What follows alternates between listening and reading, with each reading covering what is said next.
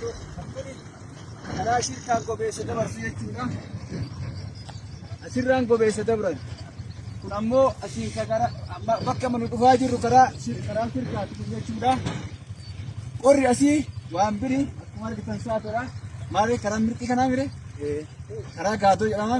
Karaa gaadootii fi karaa gaadoo jedhama. Asiin kun asiin gobeessa buusa jechuudha. Karaan shirkaa kana badheen isin agartan kun gaalama jedhama. Gaalama gadaamsa jeedala diimtuu waa hedduutu jira jechuudha as keessa. Badhee kana keessa jechuudha. Biyya bareedduudha. Uffata makalaakaa godhannee deemnee jechuudha. Maaliif qorrarraa jechuudha. Warruma achi keessa dalaguutu nu kenne. Qorrarraa kana uffannee deemnee jechuudha. Gamma magaalaa Boqqojjiitti asirraa deemnee Sheekh Jaabir illee wajjin deemaa jirra. Ustaaza keenya wajjin jechuudha inshaallah. Wajjin deemnee yaada isaanillee haa dabarfatanii yaada gabaabaa qoodhaa mee sheekh. Adeem. Bismillahirrahmanirrahim. Akkan ulqara qalame. Biyyi kun amma biyya aanaa Boqqojjii keessa jirra. Aanaalee moobilbiluu jedhama. Kanaaf amma biyya danni biyya lamlamii bareedduu biyya gartanii magariisa.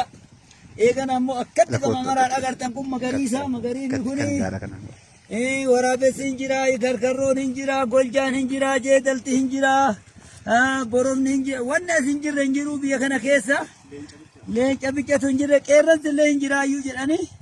Kanaaf oduu kana fuunee dhageenyee jirra. Gaarri kun asirraa qabee cilaaloon achi bu'aa asiin akkanumaan gartanii eegan haqa asallaatitti asiin akkanumaan haqa xiichoo gala. Akka kana keerii dabarsaa oolle amma dachaanee hunoo gara Boqqojjii deemaa jirra. Eegana baalellee amma affaruma oolle baalen amma kalu oolle amma baalen arrasiin qarqara baale oolle. Alhamdulillah kanaaf gartanii biyya teessanii akkana jirtii biyyi teessan itti gammada isiniin jenna. Baay'ee bareeddi. Asii kunoo taappellaa kana mee dubbifnee ilaalla. Taappellaan kun maal jedhaa? Taappellaan kuni paarkii keessatti ibidda hin qabatina.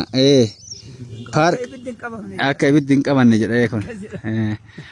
Akkasii biyyi tana fakkaatti maashaallah tabarakallah. Akkasii inshaallah ka amma karaarra deemaa jirra. Kana fakkaatti.